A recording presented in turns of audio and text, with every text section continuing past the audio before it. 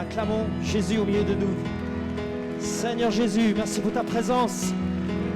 Merci pour ton onction. Alléluia. Alléluia. Est-ce qu'on peut l'acclamer encore plus? Je crois que vous pouvez faire mieux. Est-ce qu'on peut lui donner une bonne main d'applaudissement au Seigneur? Est-ce qu'on peut crier un cri de victoire? Alléluia. Est-ce que Dieu est bon? Est-ce que Dieu est bon? Est-ce qu'il est tout-puissant? Est-ce qu'il est capable de tout? Alléluia, qu'on puisse lui dire merci Seigneur. Merci pour qui tu es, Seigneur Jésus. Alléluia. Et avant de t'asseoir, dis à la sœur à côté de moi, Dieu t'appelle. En arrière, dis-lui, tu as un grand appel sur ta vie.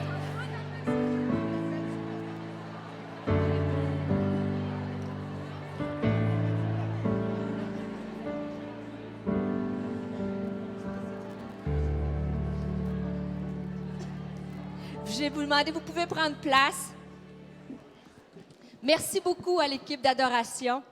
Est-ce qu'on peut les remercier, toute l'équipe d'adoration qui ont fait un travail? Dieu t'appelle. Et je peux compter sur mes deux mains le nombre d'heures de sommeil depuis jeudi dernier. Alors, mais la bonne nouvelle, plus je suis fatiguée, plus je suis en forme. Dis à ta voisine, ouïe, ouïe, ouïe, ça se dit ça? On dit ouch, mais votre version, c'est ouïe, ouïe, ouïe. Fait qu'on devrait terminer vers 8 heures ce soir. Ça vous va? Vous êtes prêtes pour ça? Un jour dans tes parvis vaut mieux que 1000 ailleurs. Alors, on est prêts jusqu'à ce soir.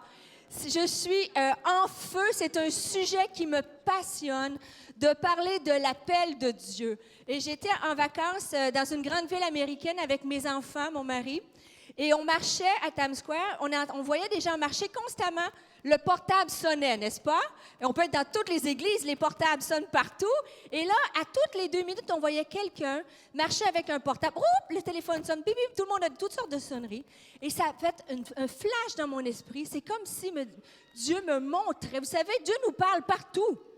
Il ne nous parle pas toujours comme ça, là, je te parle, Stéphanie.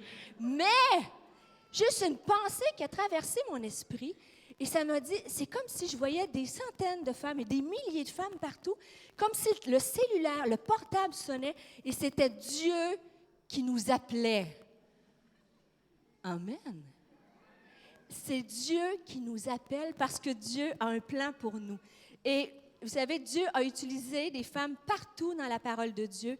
Et lorsque je parle d'appel, je veux démystifier l'idée de petit et de grand appel. Je veux démystifier l'idée que c'est juste des pasteurs, avec un R ou RE, qui sont appelés. Démystifier l'idée que, ah oui, ça c'est un appel. Moi, je n'ai pas d'appel. Tout à fait faux. Chacune d'entre nous, nous avons un appel. Dieu a des projets pour nous. Et dans la Bible, on voit qu'il y a des femmes, et il y a des hommes qui ont été utilisés de la part de Dieu, mais il y a des femmes partout. Par exemple, vous connaissez bien Marie avec Moïse et Aaron, Déborah, une juge, la première juge en Israël, et elle s'en va à la guerre avec Barak. Et quel bel exemple d'hommes et de femmes qui travaillent pour Dieu et qui combattent pour l'œuvre de Dieu. Vous avez Esther, une femme qui a changé le cœur d'un roi par sa prière. Est-ce qu'il y a des Esther dans ce lieu? J'aime tellement ce livre-là. Esther qui se présente et à cause de sa prière, de son intercession devant le roi, elle fait changer la destinée de son peuple, un peuple qui était voué à la mort, mais une simple femme orpheline, vous savez, elle est devenue reine de ce pays-là qui n'était pas le sien. Mais parce qu'elle a obéi à Dieu, puis elle a dit, si je dois périr, je périrai. Mais elle s'est présentée et grâce à ça, elle a changé la volonté du roi et son pays a été sauvé. Est-ce qu'il y a des Esther dans ce lieu? Est-ce qu'il y a des femmes qui, par la prière, peuvent faire bouger le bras de Dieu et changer la destinée pour la vie de vos enfants? Amen, il y a des Esther. Hulda, la prophétesse. Une de mes préférées, alors que le roi et tous les sacrificateurs trouvent les livres de la loi enfouis. Et là, ils ne savent pas quoi faire. Et le roi lui dit, allez consulter l'Éternel. Et les Écritures nous disent, dans le livre des Chroniques au chapitre 34, qu'ils arrivèrent chez Hulda. Et à cette époque-là, Hulda faisait office de la présence de Dieu. Tu m'as devancé, hein? Ah! Et Hulda faisait office de la présence de Dieu. Jérémie était prophète à cette époque-là. Et malgré cela, ils sont allés voir une femme. Et cette femme-là n'a pas eu peur. Elle leur a dit que s'ils ne se détournaient pas de leur voie, il allait avoir la malédiction de Dieu sur leur peuple. Et je vais ralentir parce que vous allez me dire peut-être avec mon français. Et quand je suis enflammée, il faut que je me calme un petit peu. Parce que là, mon accent québécois devient difficile à comprendre. Alors, je vais bien perler, je vais m'efforcer pour me faire comprendre.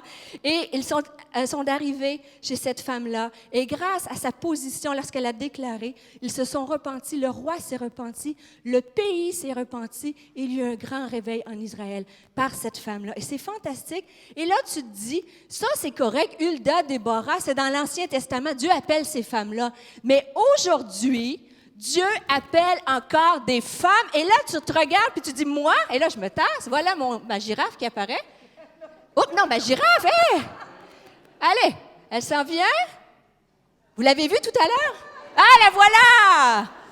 Je l'ai mis parce que je le sais, que je connais assez les femmes, que lorsque je dis Dieu t'appelle, le petit sourcil te fronce et tu dis, moi. Oui, toi. Dis à toi voisine, oui, toi. Oui, toi, Dieu t'appelle. Arrête de froncer le sourcil. Et une image que j'aime utiliser, c'est la prochaine. Il est temps pour les femmes de se lever. Pour les hommes, je parle de femmes, je parle d'hommes, parce que pour moi, il n'y a ni homme ni femme. Il y a une génération qui se meurt autour de nous. Et c'est le temps de se lever, de prendre les armes pour aller conquérir les gens qui sont autour de nous.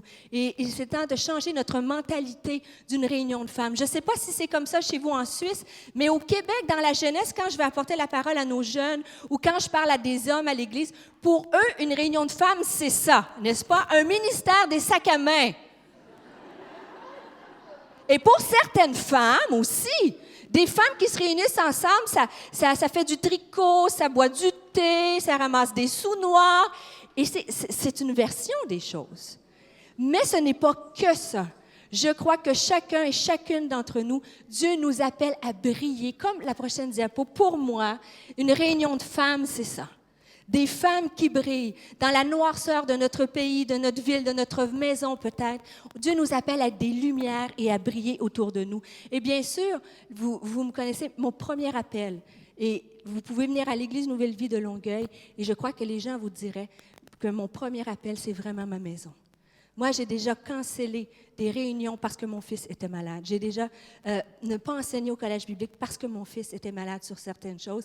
Et j'ai enseigné à l'école biblique la position, on m'avait demandé d'apporter la portion biblique sur la femme dans le ministère et ainsi de suite. Et j'ai débattu les textes de Paul, vous les connaissez aussi bien que moi, et je les ai étudiés pendant plusieurs années. Et j'avais plein d'étudiants de collège et je les ai partagés. Et à la fin, ils se sont mis à applaudir.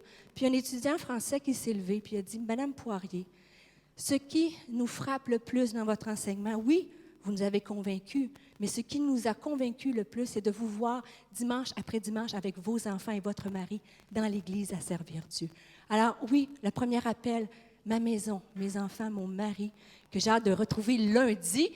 Moi, je suis la seule femme chez moi. Alors, ils ont juste une Valentine à fêter lundi. Alors, je vais voir. Bon, des petits messages comme ça, là. Et Dieu nous appelle à briller. Mais je veux faire un pas de plus. Oui, Dieu nous appelle à briller dans notre maison, mais Dieu nous appelle à faire un pas, on va aller vers l'avant, de laisser une trace pour lui. Et j'aime cette image-là, parce que lorsque la dame passe, elle laisse l'empreinte de Jésus sur son chemin. Et ma prière, c'est que spirituellement, chacune d'entre nous, partout où on va, on laisse la trace de Jésus sur notre chemin. Et souvent, quand je fais des réunions de femmes comme ça, ce matin, on a eu un temps extraordinaire, on prie avec les dames. Vous savez, les réunions de femmes, c'est fantastique. Les femmes, ça s'embrasse. Ici, en plus, 3 bisous. 1, 2, 3. Et plusieurs femmes disent quand ils te serrent, « Oh, tu sens bon, c'est quoi ton parfum? » Ta fille, ce matin, je lui ai dit, « Ah, tu sens bon, c'est quoi ton parfum? » Et et moi, j'aime le parfum. N'est-ce pas pour un cadeau pour une Valentine? C'est un beau cadeau, ça. Est-ce que c'est enregistré? Pouvez-vous envoyer ça au Canada, s'il vous plaît? Non. J'aime le parfum, mais le parfum spirituel. La parole de Dieu nous dit que nous sommes un parfum de bonne odeur pour Christ. Et ma pensée, c'est qu'on puisse sortir de ce lieu, et j'ai emmené mon parfum, et que partout, lorsqu'on va Dieu nous a parlé ce matin. Dieu a fait des guérisons profondes dans les vies. On l'a vu, comment les femmes ont été touchées. Cet après-midi, je veux que Dieu nous laisse une empreinte, et cette vision-là, que partout, partout, vous allez... Je vais aller vers les femmes, plus, je vais vous épargner.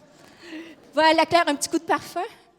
Partout, je ne sais pas si vous le sentez. Ah, ça vous donne mal à la tête, ça va? Ça va, OK. Alors, partout, vous sentez-vous ce parfum-là?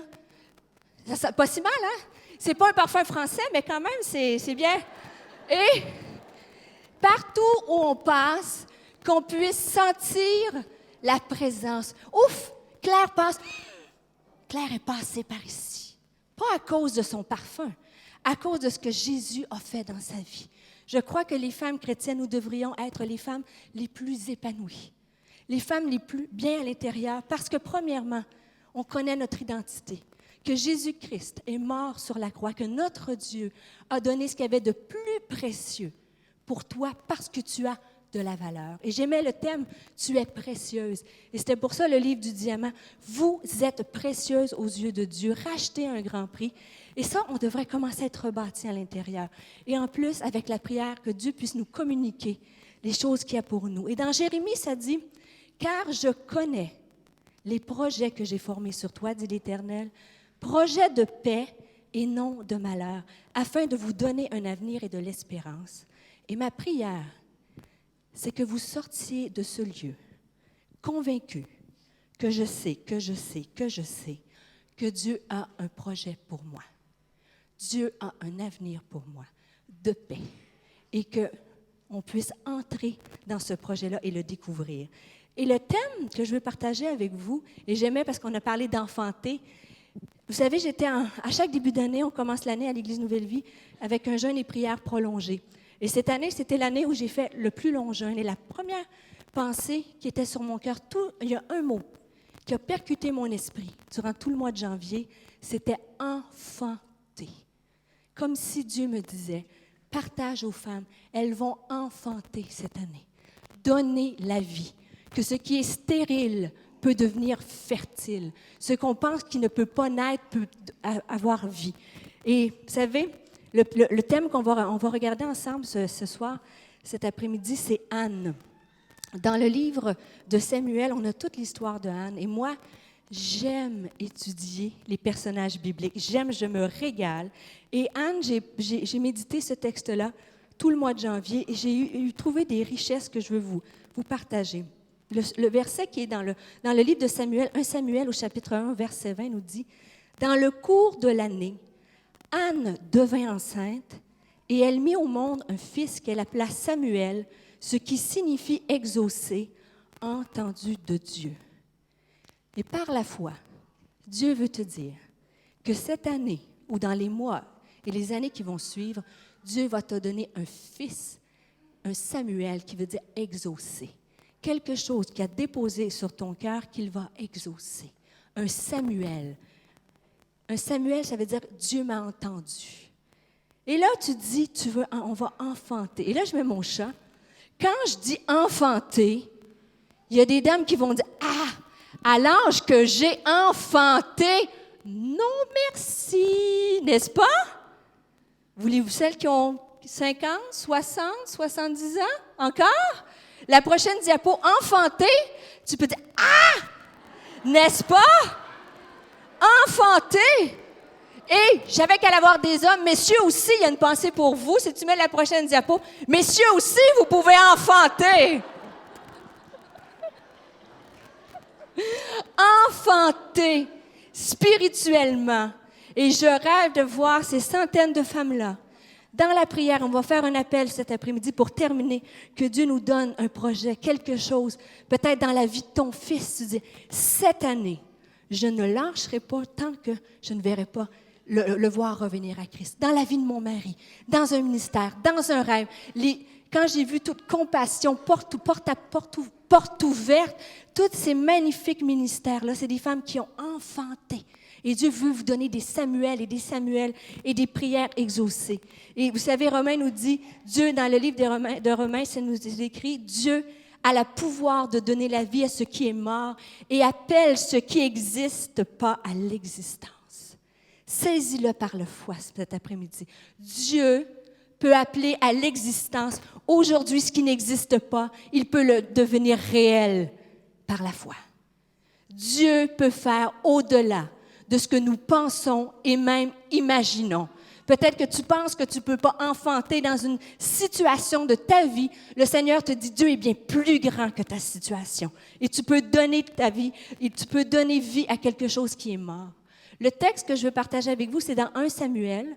On va lire au complet parce que je crois que la parole ne revient pas. Elle le dit sans avoir fait son effet. On va lire l'histoire de Anne ensemble et on va tirer des leçons de cette histoire-là. Êtes-vous prête? Dis à ta voisine, moi je suis prête en tout cas. J'ai le poulet au lait de coco. Est-ce que vous avez digéré le poulet de lait de coco? Moi, je veux la recette de Claire, d'ailleurs. Hein? Alors, 1 Samuel, chapitre 1, versets 1 à 20. Il y avait un homme de Ramathaïm Tsophine, de la montagne d'Éphraïm, nommé Elkana, fils de Jéroham, fils d'Élihu, fils de Tohu, fils de Tuph, Éphratien. Il avait 2 femmes, dont l'une s'appelait Anne, et l'autre Pénina. Pénina avait des enfants, mais Anne n'en avait point. Chaque année, cet homme montait de sa ville à Silo pour se prosterner devant l'Éternel des armées et pour lui offrir des sacrifices. Là se trouvaient les 2 fils d'Éli, Ophni et Phiné, sacrificateurs de l'Éternel. Verset 4.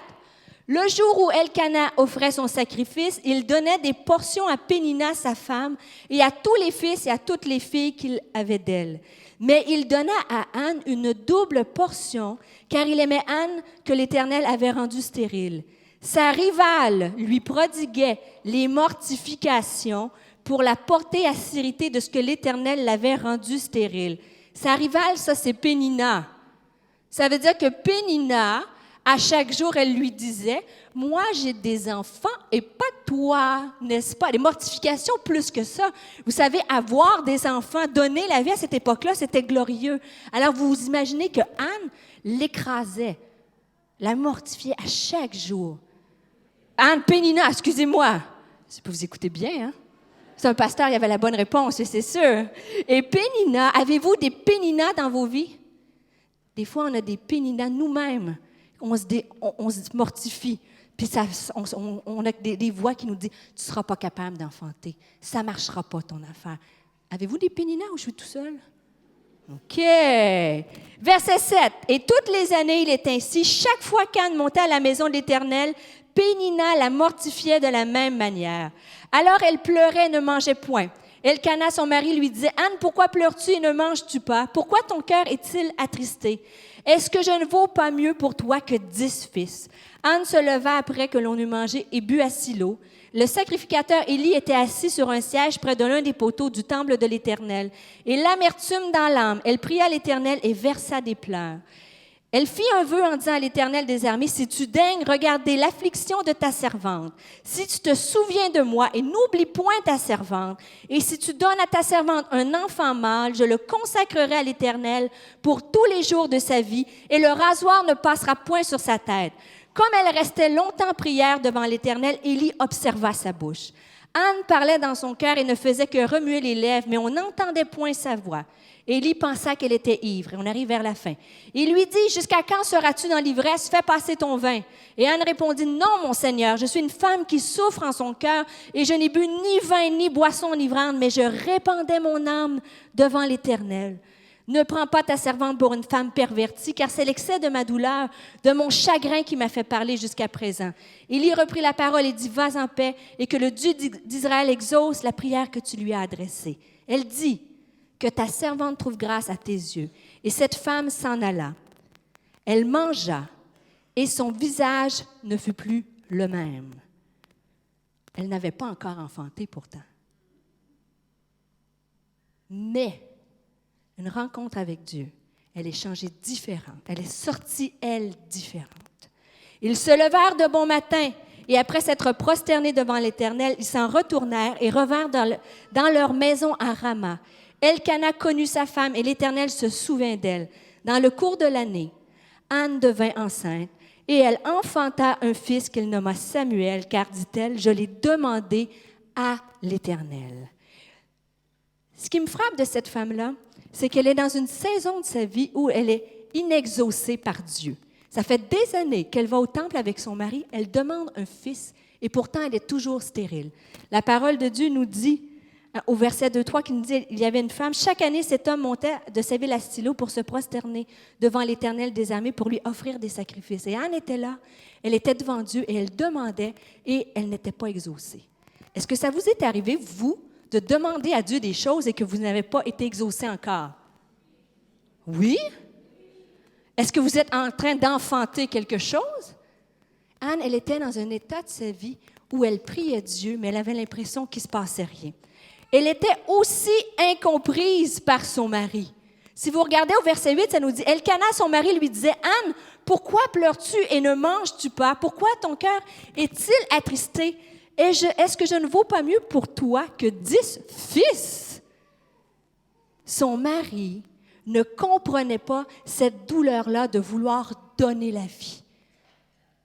Elle était incomprise. Et même, il lui a dit, parce que tu es triste, je vais te donner une double portion. C'est là que ça vient commencer à manger nos émotions. Est-ce que vous dites ça ici? Quand on a des émotions, on ouvre le frigo 3 fois plus. Alors, Elkana, pour la consoler, il voulait la faire manger. Elle était incomprise. Quand on veut enfanter, entrer dans l'appel de Dieu pour nous, bien des fois, on est dans l'attente. On demande à Dieu, on est parfois inexaucé, parfois incomprise par les gens autour de nous. Elle était irritée par son ennemi. Je vous ai dit tout à l'heure que Pénina venait la mortifier à chaque jour et lui dire probablement, tu n'es pas à la hauteur. Tu ne seras jamais capable.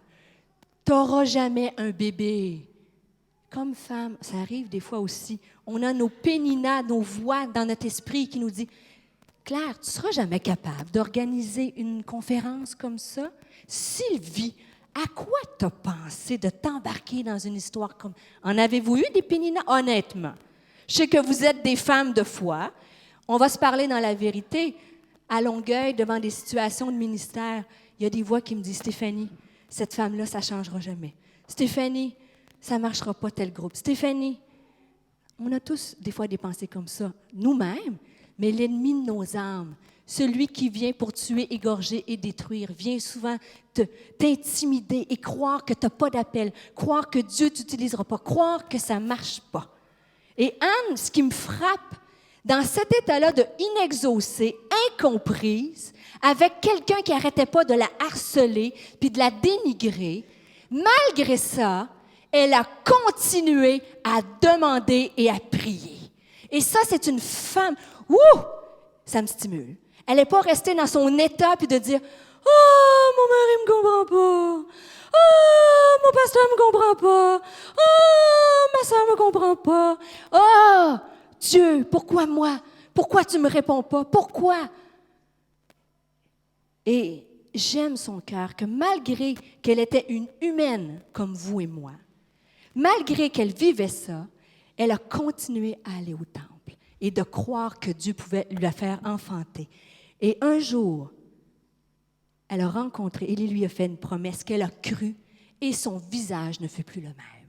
Et je le crois pour chacune d'entre nous, que si Dieu te donne une promesse pour ton fils, pour ton mari, pour un ministère, pour les ministères compassion, tout ce que Dieu vous appelle à faire, dans la louange, l'école du dimanche, partout, Dieu peut te donner la force d'accomplir tout ça. Et Anne est arrivée et elle est passée de la douleur est née la joie, de la déception est née la foi, de la crainte est née la confiance, du désespoir est né l'espoir, de la stérilité est née la fertilité et de ce qui était mort, ce qui était stérile en son sein est devenu vie par la main puissante de Dieu.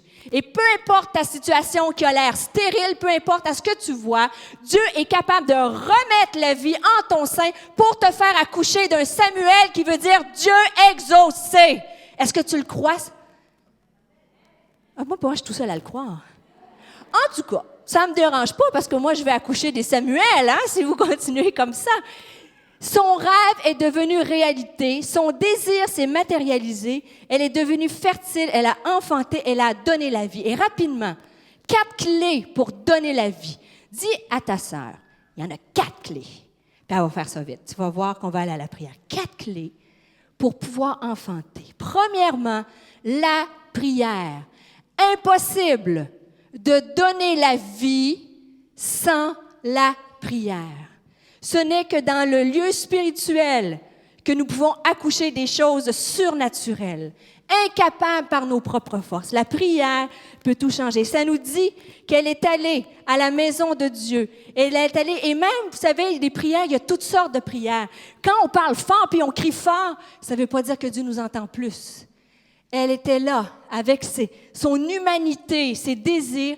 Elle ne faisait que remuer les lèvres. Mais Dieu a entendu.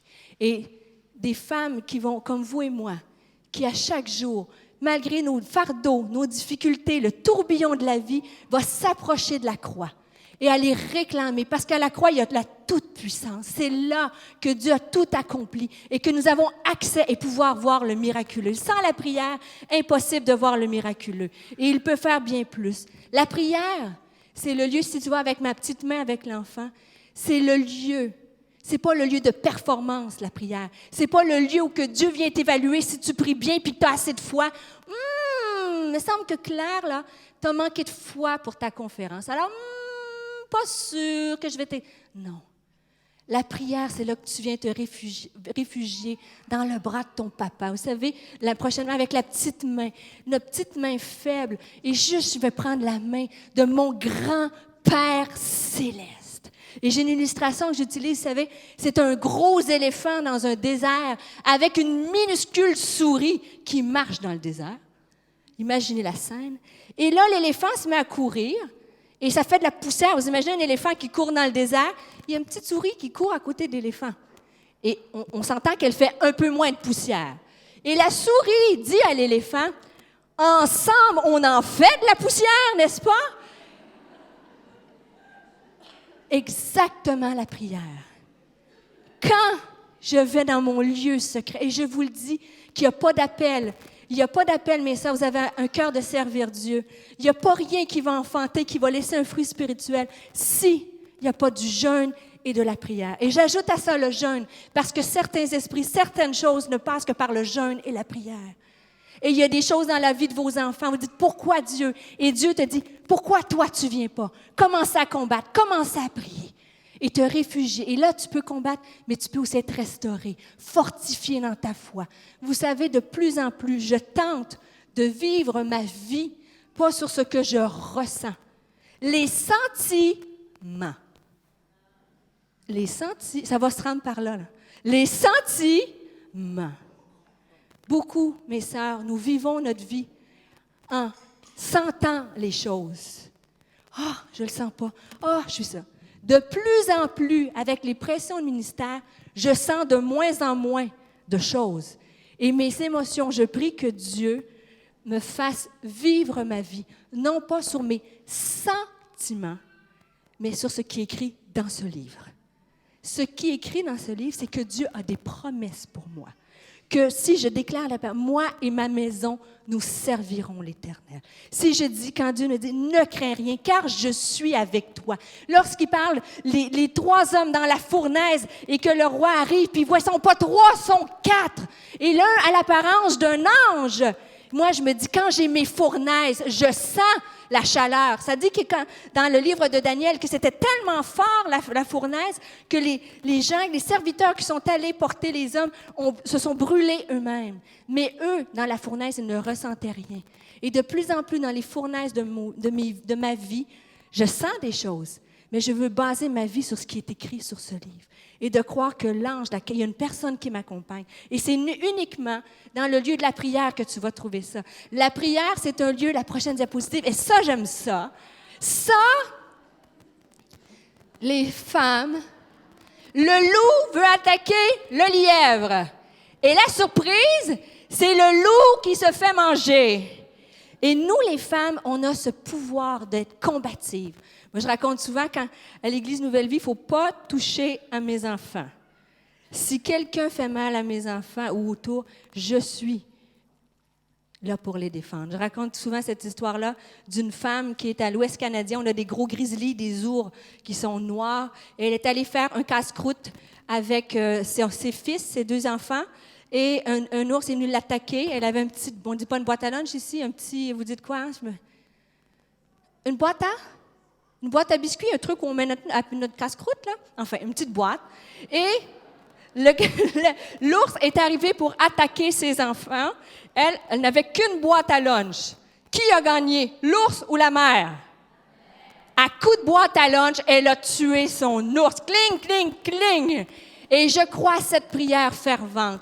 Quand je vois des fois, je prie dans les lieux célestes et aux yeux des gens, ils voient juste une petite femme de 1 mètre, quelque chose, blonde. Mais je sais que dans les lieux célestes, j'ai toute puissance. Et à coup de boîte à lunch spirituelle, je peux gagner des victoires. Amen. Je peux gagner, et c'est partout. Et la prière, c'est un lieu où on pense que l'ennemi peut prendre le dessus, mais c'est l'inverse. Avec la puissance de Dieu, mes sœurs, je vous défie à commencer à combattre et à prier. Vous le faites déjà. Dans la prière, c'est un lieu pour entendre Dieu nous parler. Entendre Dieu nous parler, si tu mets la prochaine, Raymond, voyez-vous les grandes oreilles. Il n'y a pas d'enfantement et d'appel si tu peux le faire par tes forces et humainement dans la chair, mais des vrais appels et des vrais enfantements spirituels qui portent un fruit, c'est lorsque tu as entendu de Dieu, les œuvres préparées d'avance. Et vous savez, le livre que j'ai écrit l'année dernière, c'est venu dans le jeûne de mon jeûne passé. Il y avait un verset dans Isaïe qui disait « Lorsque tu mettras ta semence en terre, cela donnera un pain riche et savoureux. » Pour vous, ça vous dit absolument rien, n'est-ce pas? Mais dans la prière, Dieu peut venir un réma dévoiler un verset, une promesse, une direction, un rêve, un ministère. Et moi, ça m'a dit, quand écris un livre, un dévotionnel pour les femmes, un livre d'études avec des versets, c'est pour ça qu'il y a beaucoup de versets, et ça va être de la nourriture. Et quand elles vont lire ce livre-là, ça va être de la nourriture pour leur âme parce qu'elles vont lire ma parole. Et là, j'étais dans ma salle de bain après ça, et je me dis, comment on va écrire ça? Et je me brossais les dents. Des fois, c'est long, hein? Je suis partie dans mes rêves, puis là, j'ai vu vraiment l'idée du diamant, que les femmes sont précieuses comme un diamant, mais que la présence de Dieu, c'est précieux. Et les facettes, chaque facette spirituelle, émotionnelle, tout ça personnel. Alors, je voyais tout ça, puis je me dis, Dieu me parle. Comme je vous dis, Dieu ne parle pas toujours comme ça, mais ne sous-estimez pas quelque chose que tu... une pensée de Dieu. Une pensée. Et là, c'est venu fort sur mon cœur. Et ma collègue à l'Église Nouvelle Vie, elle s'appelle Jacqueline Saint-Onge, c'est une femme pasteur. Et le mardi midi, souvent, on lunch ensemble. Et on est allé luncher. Et j'étais en train de lui raconter un midi. Ça se dit pas luncher? Qu'est-ce que j'ai fait si j'ai lunché? J'ai mangé. En tout cas, bref, le midi, on a mangé. Ça va? Et j'étais en train de lui partager mon rêve, ce que Dieu avait sur mon cœur. Et je lui dis que j'avais vu tout le livre, comment je voulais. Elle dit, arrête. Je vous dis, je vous conte pas une histoire qui s'est passée à quelque part, je vous conte ma vraie vie. Et j'étais assise, elle dit, arrête, dis-moi le pas. Elle dit, je vais faire une course, rejoins-moi à l'église. Elle me rejoint à mon bureau. Elle m'a dit, ça fait 3 fois que Dieu me met quelque chose sur mon cœur et je le fais pas. Elle dit, la première fois, je suis allée dans ce magasin-là, puis Dieu m'a dit, achète ça pour Stéphanie. Puis elle dit, pourquoi j'achèterais ça? Ça sert à quoi? Puis elle dit, je suis partie. La deuxième fois, il en restait moins. Puis Dieu, il a dit, achète ça pour Stéphanie. Puis elle a dit, à quoi ça sert? C'est ridicule, c'est pas utile. Et finalement, la 3e fois, c'est la dernière fois qu'on s'est vus, il en restait 2. Elle les a pris les 2. Puis elle a dit, Dieu veut te donner ça. Et ça, c'est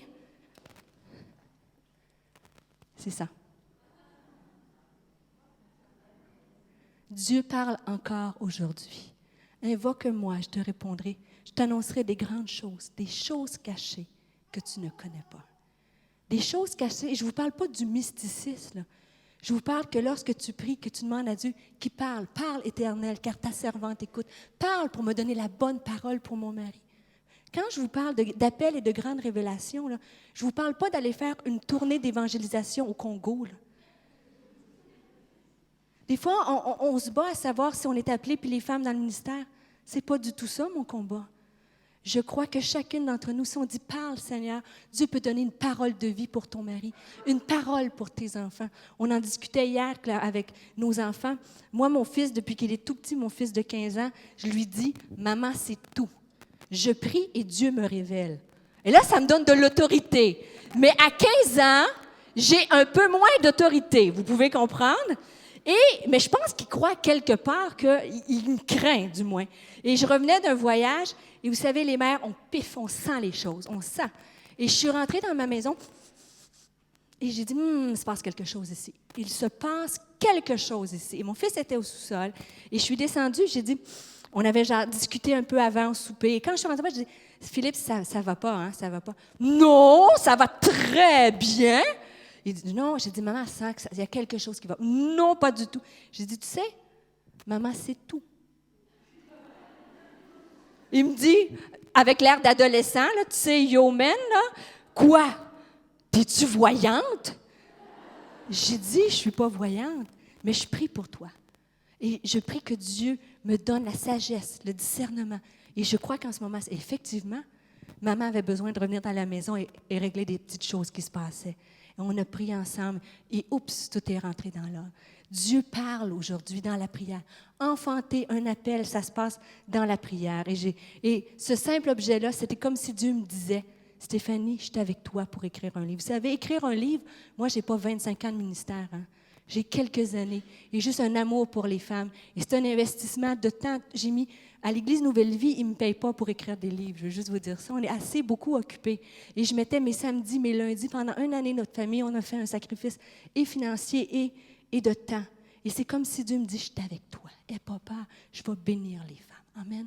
Et Dieu peut vous donner des paroles par la bouche de quelqu'un. Et vous-même, dans la prière, Dieu parle. Je vais aller vitement. Et elle a abandonné. J'ai parlé, elle a prié, est allée voir Élie, elle a répandu son âme. L'autre chose qu'elle a fait, c'est curieux parce qu'elle a demandé à Anne un fils pendant des années. Et lorsqu'elle lui dit, si tu me donnes un fils, je vais te le donner. Elle est bizarre, Anne. Si moi, je demande quelque chose à Dieu, c'est parce que je le veux. Et je crois que Dieu a exaucé sa prière parce qu'à ce moment-là de sa vie, elle n'a pas demandé pour elle. Elle a demandé pour la gloire de Dieu. Elle a dit, si tu me donnes ça, je vais te le donner pour qu'il va te servir. Et peut-être qu'avant, chaque année, elle montait au temple et elle voulait enfanter pour toutes sortes de raisons sociales. Vous savez, comme je vous ai dit, enfanter pour une femme, c'était glorieux, c'était un statut social. C'était peut-être enfanter pour dire enfin à Pénina, regarde, moi aussi, je suis capable, dans mon accent québécois, là, je sais que vous, les femmes, vous n'avez pas de sentiments comme ça ici, là, mais quand il y a une rivale qui n'arrête pas, des fois, tu aurais le goût de lui montrer que, bon, vous êtes trop spirituel pour moi.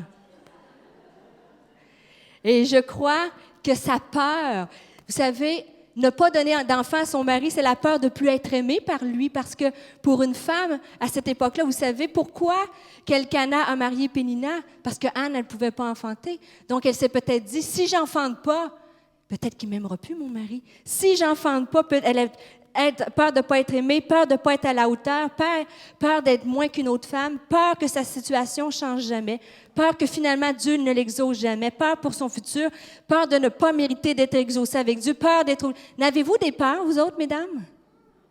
Non. On est plein de peur de notre futur, peur pour nos enfants, peur de tout ce qui va m'arriver.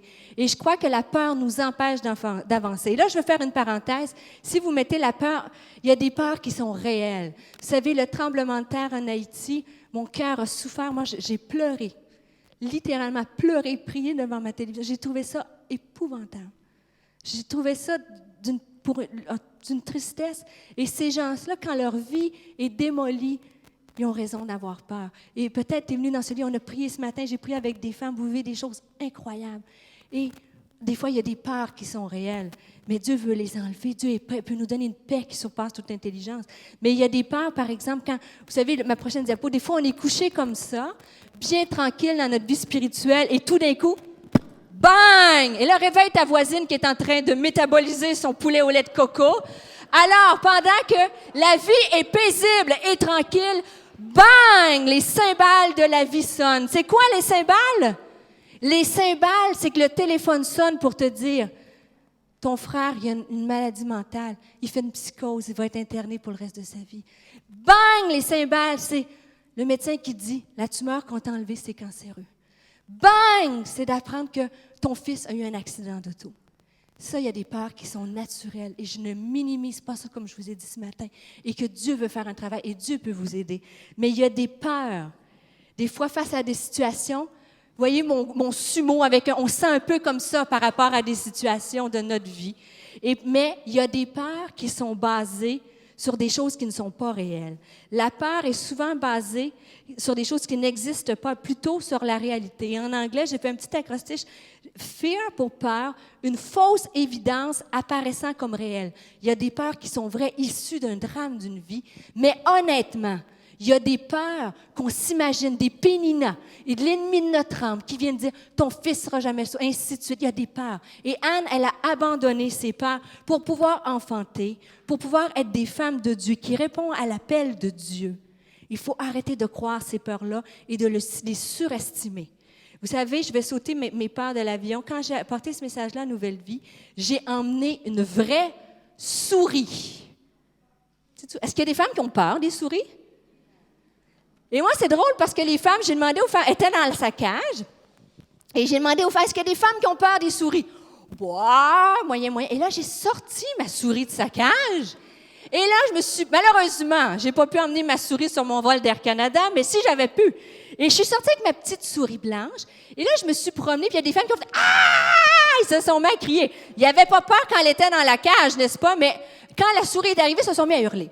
Entre vous et moi, est-ce qu'une souris, ça peut nous faire mal? Ma mère a toujours dit que les petites bibites ne mangent pas les grosses bibites. Alors, mais la peur des souris, les araignées, est-ce qu'il y en a qui ont peur des araignées? Ah! Honnêtement, mes sœurs, est-ce qu'une araignée peut te faire quoi que ce soit? Bon, c'est un peu dégoûtant, mais honnêtement, ça fait rien. Et bien souvent, on s'empêche d'avancer et d'enfanter et de croire aux promesses de Dieu parce qu'on amplifie. Ça ne marchera pas, ça ne sera pas ci, ça ne sera pas ça. Puis tout d'un coup, il manque de ci, puis il manque de ça, puis j'aurai pas assez de chaises, puis j'aurai pas assez d'argent, puis les inscriptions, puis c'est normal. Mais il faut être capable de dire, je relâche ces peurs-là. Et je focus sur mon Dieu qui est capable de tout faire. Nos peurs nous empêchent d'avancer. Et j'ai du temps? Je peux-tu aller j'ai du temps encore? OK, je fais ça vite. Vous savez, moi, j'avais peur de l'avion. Littéralement, de prendre l'avion. Quand j'étais pour ma compagnie pharmaceutique, j'ai refusé d'aller faire une conférence en Chine, par exemple, parce que c'était trop long. J'avais énormément peur de l'avion. Et mon mari vous dirait qu'on allait en vacances, là. J'étais sur le banc, je ne regarde pas le film, je ne buvais pas, je n'allais pas à la toilette. Quand c'est un vol de 6, 7, 8 heures, c'est un peu long en vieillissant en plus, n'est-ce pas? Et là, j'étais terrorisée comme ça et ça m'a empêché de faire bien des choses. Et j'ai prié sincèrement Dieu. Dieu, il faut que tu me délivres de ça. Si tu m'appelles, et Dieu m'ouvrait des portes pour la francophonie. Et vous savez, venir en France en bateau, c'est assez long, hein? Alors, j'ai dit, c'est là, il faut que tu le fasses vraiment. Et je vous dis devant Dieu, maintenant, je prends l'avion comme ça. Et mon test, je m'en vais en Nouvelle-Calédonie bientôt en juillet. C'est long et loin du Canada. Et j'ai une paix en avion. Et à Noël, j'ai eu le test pour savoir si Dieu m'avait vraiment guéri. On est allé en vacances au Mexique avec ma famille et moi. Et on cherchait des billets pas chers. Est-ce que vous avez ça? Il faut des billets pas chers, pas chers, pas chers. Et j'avais un billet très peu dispendieux pour me permettre ça avec ma famille. Et la façon dont c'était pas cher, c'est que j'avais à peu près 5 escales pour me rendre à Cancun, n'est-ce pas? Et le dernier, quand je suis revenue, c'est ma sœur qui bouquait les avions. Elle s'est pas rendue compte que le dernier vol, c'était LaGuardia à New York, Burlington, puis après ça, je m'emmenais en voiture. Mais LaGuardia, Burlington, c'est pas important, mais c'est environ 1 heure de vol. Et c'était ma 4e correspondance. Mais jusqu'à là, ça allait cool, c'était bien. Et quand je suis arrivée, j'ai vu sur mon billet que c'était écrit « Dash 8 ». Dash 8, c'est une sorte d'avion, ça. Et là, je rendais, j'ai vu l'agent de bord avant de rentrer. J'ai dit, Dash, c'est-tu un avion à hélice? Elle dit, oui. Finalement, je vois l'avion. Minuscule. Ça va bien sur Air France. J'aime Air France. Mais même mon prochain avion, un petit truc comme ça, je vous le dis sans exagération. Et en plus, il faut aller sur la piste en plein hiver, monter dans l'avion. Et là, je rentre, puis tu as un banc à chaque côté, tu sais. Et je vois, mais c'est pas gros. Et elle me dit, on est assis, ma famille et moi, d'un côté, puis on dit, non, on va vous séparer pour que ça soit égal de chaque côté.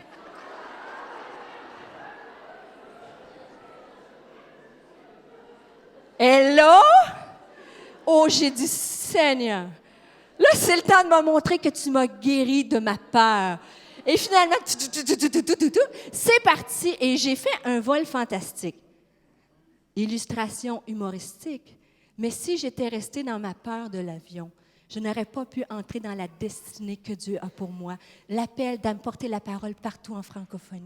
Les peurs, mets ça de côté. Les péninats. Tu sais, péninat, là, des fois, ça prend un petit coup de marteau puis tu dis « Tong, je t'écoute plus. Cling, je t'écoute plus. » Notre ennemi, notre âme. Puis avec un talon pointu, ça fait encore plus mal.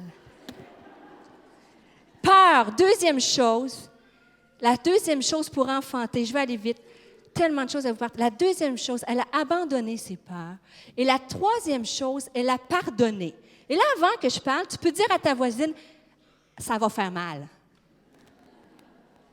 Je ne suis pas venue ici pour vous impressionner et vous n'êtes pas venus ici pour m'impressionner. Et moi, je pars lundi pour le Canada, alors je peux dire ce que je veux.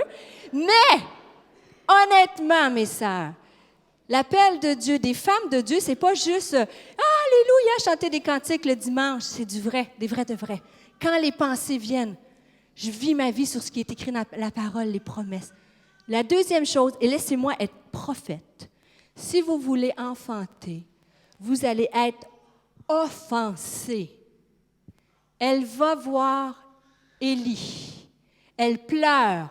Elle a de la douleur. Elle est là. Et lui, au lieu de voir sa grande tristesse, il lui dit, « Hey, t'as pris un verre... » On dit ça, prendre un verre de trop ici? Il lui dit, « Va cuver ton vin. » Puis elle lui répond, « Hey! Je ne suis pas une femme pervertie, moi, j'ai de la peine et je viens pleurer devant Dieu. » Entre vous, je sais que vous êtes rendu très spirituel, là, mais mettons que quelqu'un vous voit pleurer à l'église puis il vous dit « Hey, t'as-tu pris un verre de trop? T'as-tu pris le midi un petit peu trop de... N'est-ce pas, le rouge? Et de vin rouge. » Est-ce que c'est un peu insultant? Des fois, tu vis une situation et les gens ne te perçoivent pas de la bonne façon. Des fois, tu veux enfanter et les gens, au lieu de comprendre, t'offensent. Offensé. Et si elle était restée avec les paroles d'Élie, elle aurait dit, « Ben laisse faire, si moi je prie, puis si c'est comme ça que tu me vois, laisse faire, je m'en retourne chez nous. » Elle n'aurait jamais reçu la promesse de Dieu et elle n'aurait jamais enfanté. L'offense peut te faire empêcher. L'offense avec tes enfants, vous savez, nos enfants, là, c'est les êtres les plus extraordinaires.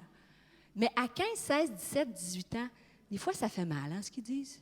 En avez-vous eu des adolescents? Puis à 30 ans, oui, hein, j'en ai qui me comprennent. À 30 ans, et des fois, parce que nos enfants nous disent, on a des paroles de mort, des choses tristes, ça peut nous offenser. On peut arrêter de prier pour eux. Un mari peut être offensant. Nous aussi, on peut l'offenser, en parenthèse. On peut offenser. On offense des gens et on est offensé. Mais si on choisit, et j'ai dit choisir d'oublier l'offense, et le point que je veux partager avec vous avant qu'on aille vers la paix, c'est le cœur téflon. Pour pouvoir enfanter. Avez-vous ça ici, des poils téflon? Oui, hein? Je crois qu'une femme de Dieu, une femme qui va briller dans son Église, dans sa communauté, va mettre, comme les Proverbes nous disent, je mets ma gloire, la femme ou l'homme sage met sa gloire à oublier les offenses. Quand les offenses viennent, comme une poêle téflon. Mais là, vous n'avez pas l'air convaincu. Je n'ai pas emmené une souris dans mon voyage, mais j'ai piqué, Claire, tu ne le sais pas, Et je suis chez elle, avec l'autorisation de ta fille quand même, je suis bien élevée. J'ai demandé une poêle Teflon. Et une poêle Teflon, je ne sais pas si ici c'est comme ça, mais moi, chez nous, on fait des œufs le matin, dans la poêle Teflon, des cocos. Alors, si vous n'êtes pas convaincu, l'offense, ça devrait être comme ça. Tout pour l'avancement du royaume. On dirait que je fais une démonstration Tupperware, je ne sais pas. Alors, je casse mon œuf.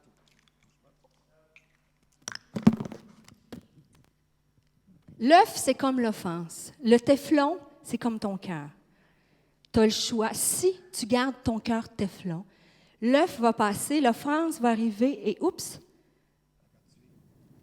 ça glisse. Il ne reste rien. Mais si ta poêle est usée et que le Teflon est parti, qu'est-ce qu'ils font les cocos quand ça chauffe? N'avez-vous vu que ça reste tout croûté, comme on dit ici? Collé, séché dans le fond du plat. Et plus la pression est forte, plus ça brûle, n'est-ce pas? Bien, l'offense, c'est la même chose. Si tu ne gardes pas ton cœur Teflon, par la grâce de Dieu, parce que c'est juste Dieu qui peut donner cette force-là, les œufs de ta vie, les offenses vont commencer à coller sur ton cœur. Et là, tu vas commencer à être offensé. Et demander pour qu'on puisse enfanter. Seigneur, donne-moi ce cœur Teflon-là où les offenses ne restent pas. Et dans le mot offense, j'ai travaillé fort, moi, pour venir ici. J'ai trouvé une grande pensée profonde. Dans le mot offense, il y a 3 lettres. Off. Soyons des femmes qui soyons les premières à mettre l'offense à off. Off, oublier fortement, fréquemment les fautes. O-F-F. Mais c'est beau! Qu'on puisse, une femme qui va enfanter, une femme de Dieu, une femme qui va entrer dans l'appel. Vous savez, on regarde des grands ministères, puis des femmes de ci, mais les grands appels, ce n'est pas les trucs qui se passent sur les tribunes, c'est pas comme ça. Les grands appels, c'est lorsque tu décides de ne pas écouter tes peurs, de fonder ta foi sur ce qui est écrit dans la parole de Dieu. Puis quand tu choisis de ne pas garder l'offense, il y a un temps, l'Ecclésiaste nous dit, il y a un temps pour chaque chose sous le soleil. Un temps pour pleurer, un temps pour rire, un temps pour ci, un temps pour ça. Il y a un temps pour laisser passer l'offense, mais il y a un temps aussi pour parler de la bonne façon et au bon moment. Oublier l'offense, ça ne veut pas dire être tapis toute sa vie, mais ça veut dire d'être plus grand quand même et d'attendre. Quand j'arrive pour parler, mon cœur est pur. Mon cœur est pur. Il n'y a rien qui est resté collé. Et je vais arriver avec la dernière illustration pendant que j'ai invité mon frère à s'avancer pour l'appel. Vous savez, l'offense peut t'empêcher d'enfanter. Un des projets qui est fort sur mon cœur, c'est les projets des centres jeunesse, comme je vous ai expliqué. Et c'est des enfants qu'on aide dans la rue qui sont dans... Et on est allé, et la première fois qu'on a commencé à vouloir aider ces enfants-là, ça, c'est les visites à l'hôpital, mais la deuxième diapo, je vais faire plus court, on est allé aider des enfants des centres jeunesse et on emmenait des cadeaux et des gâteaux de fête pour les enfants qui n'avaient pas de parents. Et j'ai déjà donné cette illustration-là. Parmi ces enfants-là, il y a des enfants qui, par exemple, un de ces enfants-là a été utilisé par sa mère comme bouclier humain parce que son père voulait poignarder la dame. Elle a pris l'enfant pour se protéger. Alors, c'est des enfants vraiment de la rue, victimes d'abus, et ils réservent sont des cas trop difficiles pour les familles d'accueil, donc sont dans des centres, et les centres sont désuets. Et nous, dans la prière, quand Dieu nous a parlé, on avait à cœur juste d'aller aider ces enfants-là, juste qu'ils sachent qu'il y a des femmes d'une église qui prennent soin d'eux. Et je vous le dis, je ne peux pas me permettre de la raconter à Montréal, cette histoire-là, je peux me permettre ici. Quand on a commencé à les aider, ils nous voyaient comme une secte, qu'on voulait venir endoctriner des enfants abusés de 6, 7, 8 ans. Pensez-vous que mon désir, c'était de faire ça, moi? Pensez-vous qu'à l'Église, on veut bâtir une Église avec des enfants? C'est pas ça. Mon désir était vraiment juste de les aider. Et littéralement, au début, j'étais tout seul et je suis arrivée avec les mains avec un gros gâteau puis des cadeaux. Puis ils m'ont fait attendre à la réception, puis on dit, on va aller voir si on a du temps pour vous recevoir. Je me suis dit, je veux juste les aider. Et après ça, bon, ils ont dit, déposez ça là et partez. J'ai dit, me connaissant, j'ai dit, ils ne m'auront pas comme ça. Et au début, c'était difficile. Et à chaque fois, c'était comme, je me suis dit, ils sont durs à bénir. Et vous savez, dans ma poêle Teflon, là, Les cocos commençaient à sécher et à coller. J'étais profondément insultée que je voulais juste les bénir. Puis finalement, ça ne marchait pas. Et on a persévéré, les femmes. On a prié les mercredis matins que Dieu touche les cœurs. Et les portes se sont ouvertes. Et là, on a un accès extraordinaire dans ces centres-là. Et le directeur du centre de toute la région montréalaise et les alentours est venu à l'église à Noël, pas ce Noël-ci, l'autre Noël. Il a pris un micro et il a dit « Je veux remercier les fées Nouvelle Vie », parce que les enfants nous appellent les fées parce qu'on leur envoie toujours toutes sortes de cadeaux. Ils nous connaissent maintenant, parce que plusieurs années. Et il dit « Maintenant, l'espoir et la générosité ont un nom, Nouvelle Vie ». Et il venait à l'église pour remercier la générosité des femmes de l'église et de l'église Nouvelle Vie. Mais si au début, j'étais restée sur l'offense, ils ne m'écoutent pas, je veux les aider, c'était très difficile, on aurait manqué l'œuvre et l'enfantement que Dieu a pour nous. Et là, finalement, le point final, et je vais inviter mon frère à s'avancer. Premièrement, pour enfanter.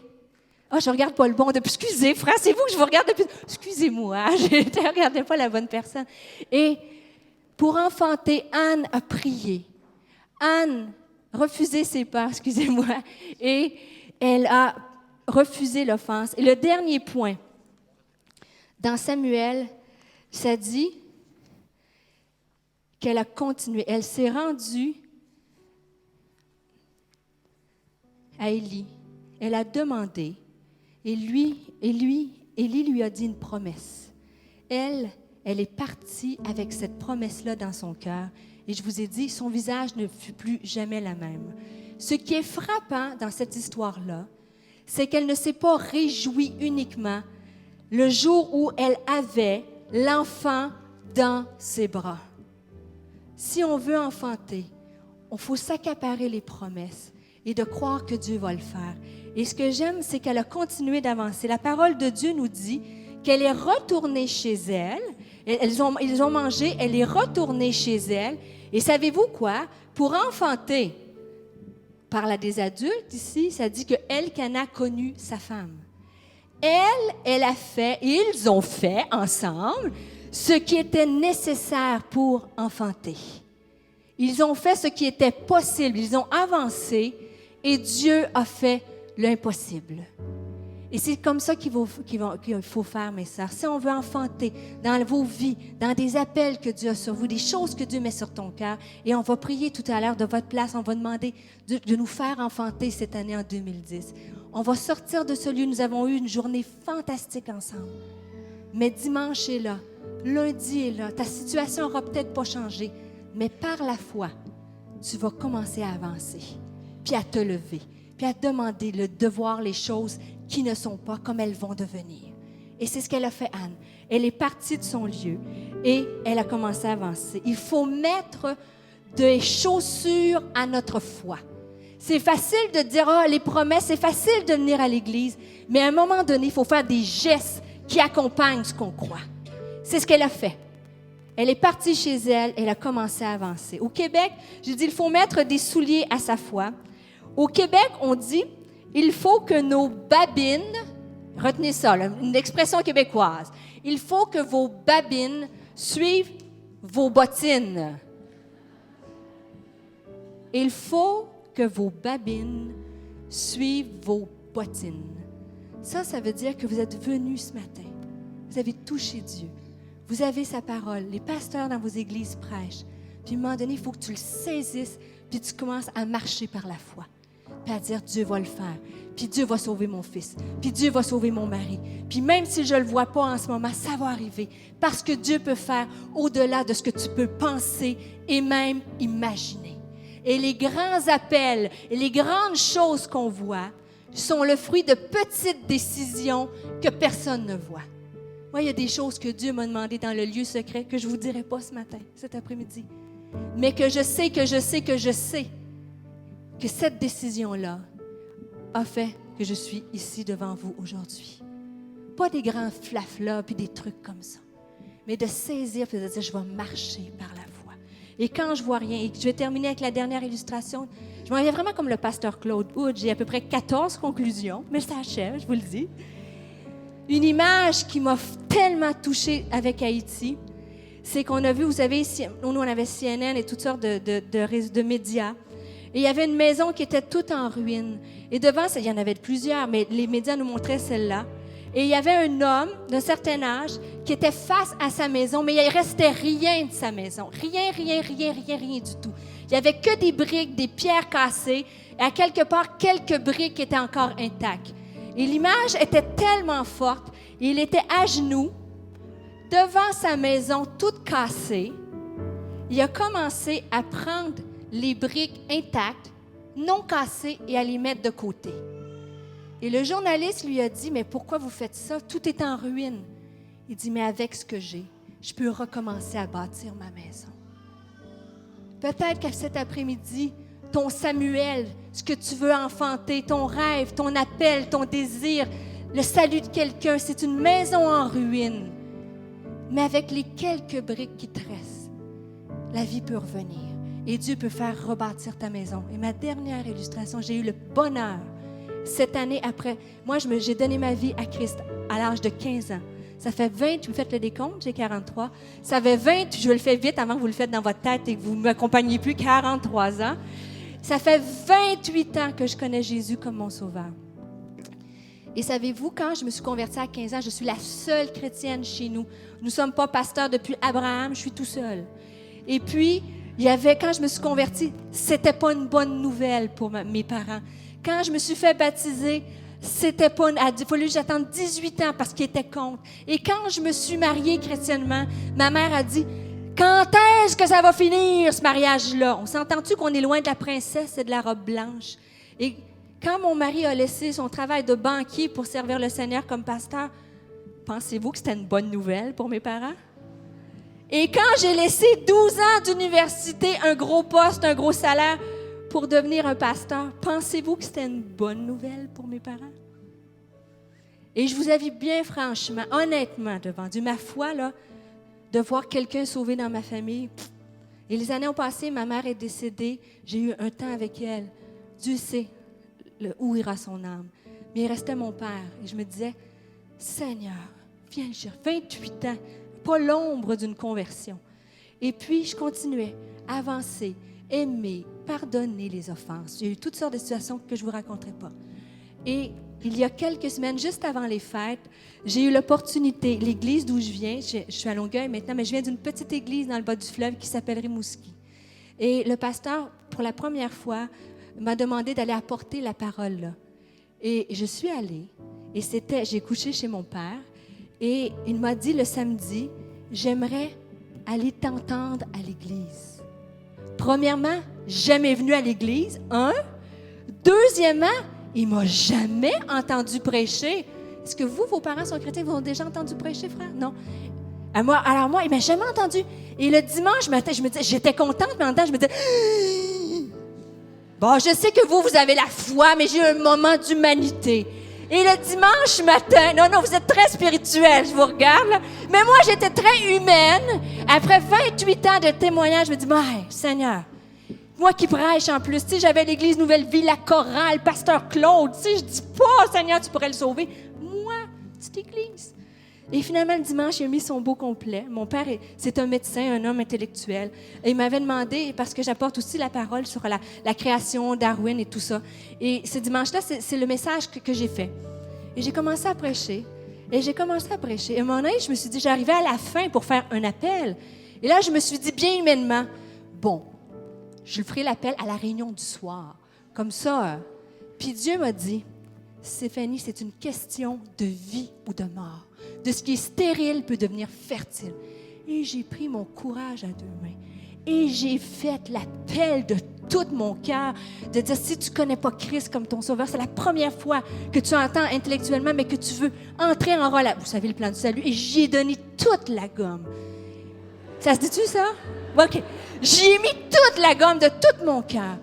Et j'ai dit à la fin, comme un bon pasteur, vous pouvez courber la tête, fermer les yeux.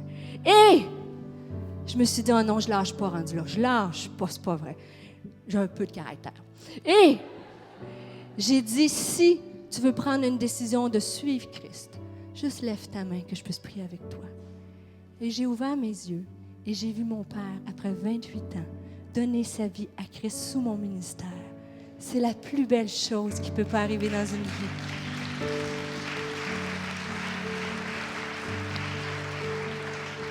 Je veux juste te dire, prends courage. Ça peut être long. Comme Anne, elle est montée au temple. Elle a prié. Continue de prier. Elle n'a pas écouté ses peurs. Elle a oublié l'offense des gens autour d'elle. Et elle a marché par la foi. Elle est partie chez elle et Dieu lui a donné un Samuel. Dieu a un Samuel pour toi qui veut dire exaucer. Vous avez été d'une extrême patience avec moi. Vous êtes des amours. Mais je ne veux pas vous laisser partir. Juste en vous demandant de vous lever puis de prendre un moment de prière et de dire, Seigneur, ce Samuel-là, je veux le réclamer. Juste par la foi. On va chanter un chant et on va faire une prière de conclusion ensemble. Juste un chant, frère. Puis après ça, on va prier et je vais vous laisser partir. Je crois en Jésus.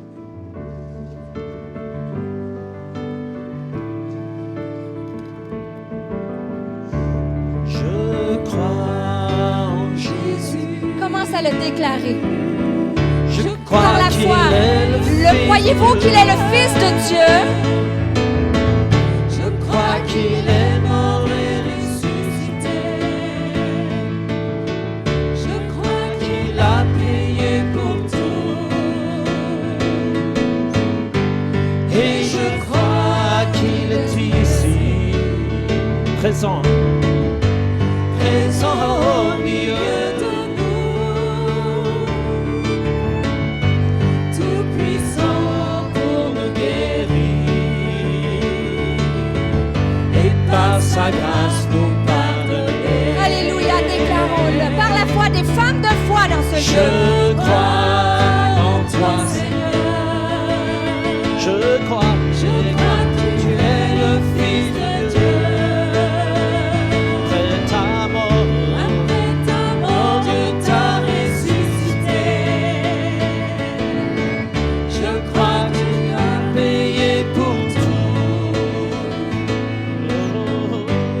Et je crois que tu es là, Jésus, présent au milieu de nous.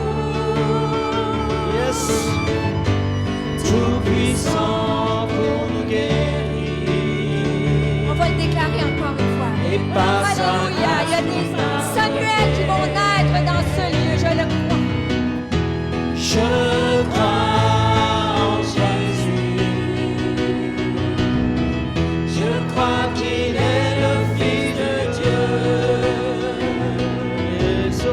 Je crois qu'il est mort et ressuscité. Je crois qu'il a payé pour tout. Et je crois Qu'il est ici. Est-ce que tu le crois cet après-midi? présent au milieu de nous, tout puissant pour nous guérir. Je crois qu'il est Par ici. sa grâce nous On va le déclarer par la foi. Je crois qu'il est ici. Je crois en toi, Seigneur. Je crois que tu es le Fils de Dieu. Après ta mort, Dieu t'a ressuscité. Je crois que tu as payé pour tout. Et je crois que tu es là. Et je crois que tu es présent au milieu de nous. Oh Jesus, tout puissant pour nous guérir. Et par ta grâce nous pardonner. Jésus. Et par sa grâce nous pardonner. Jesus. Et par sa grâce nous pardonner. Jésus. Par ta grâce nous pardonner. Je veux qu'on fasse une dernière chose. Regardez-moi.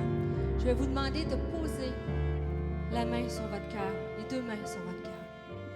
Vous connaissez ce qui est stérile en vous. Vous connaissez ce qui vous semble impossible. Vous connaissez vos rêves. Vous connaissez ce que vous désirez. C'est le désir de votre cœur. Et je vais juste vous demander de prier. Commencez à prier dessus. De dire, que ce soit intérieurement, que ce soit audiblement. Et de dire, Seigneur, Seigneur, tu connais tout de moi. Tu connais, Seigneur, mes difficultés. Tu connais mes rêves. Tu connais mon désir de te servir. Tu connais mon désir de voir cet homme, cette femme, mon enfant, mon mari venir à toi. Seigneur, je te prie en ce moment de venir déposer la vie en moi. Je te prie en ce moment de faire de moi une femme de prière par ta grâce, une femme combative qui va se tenir à la brèche jusqu'à temps que je vois l'accomplissement de ta promesse, Seigneur.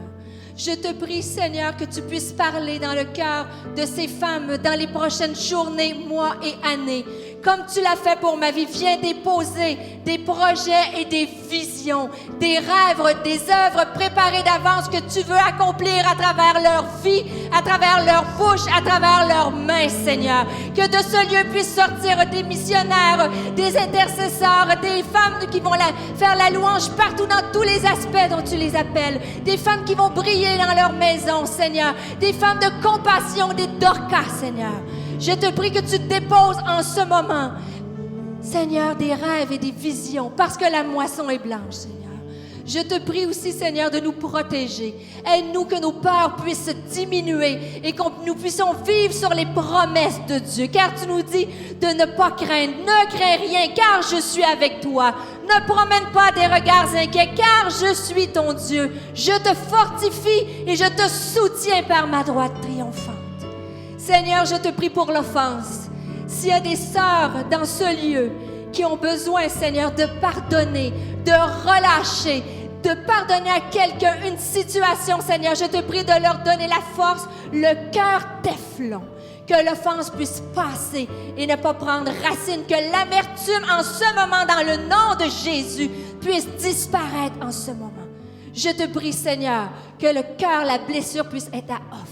Qu'on soit des femmes de Dieu qui oublient fréquemment et fermement les fautes, Seigneur. Et je te prie de nous donner la force d'avancer par la foi. Et je réclame le don de la foi dans la vie de mes sœurs. Que chacune d'entre nous, nous puissions voir les choses qui ne sont pas comme elles vont devenir par la puissance de Jésus.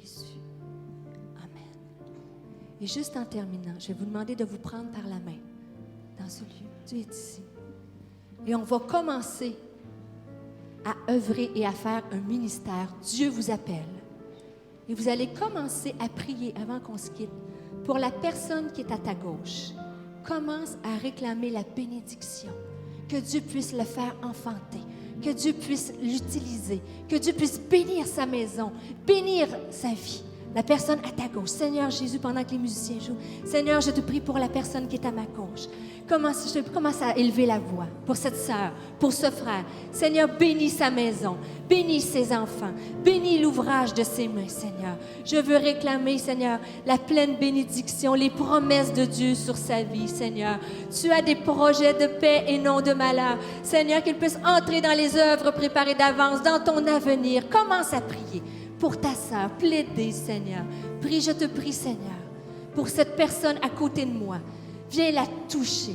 Que, Seigneur, que ce qu'elle a reçu aujourd'hui puisse partir avec elle et se multiplier et qu'elle puisse devenir une femme contagieuse, un homme contagieux, un parfum de bonne odeur partout où elle va passer. Commence à prier maintenant pour la femme qui est à ta droite. Commence à réclamer la même chose. Seigneur, je te prie pour ma sœur à ma droite. Je te prie de la bénir, de la fortifier, de la relever. Je te prie que tu la couvres du sang de l'agneau, de ta protection, Seigneur. Que toute maladie, Seigneur, si elle est malade, guéris-la dans son corps en ce moment, Seigneur. Si elle a des doutes, enlève les doutes, Seigneur. Prends soin d'elle, de sa maison, Seigneur, de ses enfants, de son mariage, Seigneur Jésus. Si elle est seule, Seigneur, viens combler sa solitude. Tu connais chacune d'entre nous, Seigneur. Et je veux te dire merci, Seigneur. Merci, car il était bon d'être dans ta maison. Et que le peuple de Dieu dise Amen et Amen. Est-ce qu'on peut donner la gloire à Dieu cet après-midi? Alléluia! Alléluia! Juste lui dire merci, qu'on puisse terminer en action de grâce. Merci, Seigneur, pour ce que tu as fait. Merci pour ce que tu vas faire, Seigneur Jésus. Merci pour qui tu es. Tu es un grand Dieu, tu es bon, tu nous aimes, tu nous as rachetés, Seigneur. Merci pour ton amour éternel. Alléluia, alléluia, Seigneur Jésus. Alléluia. Alléluia, tu es bon, tu es bon, tu es bon. Alléluia.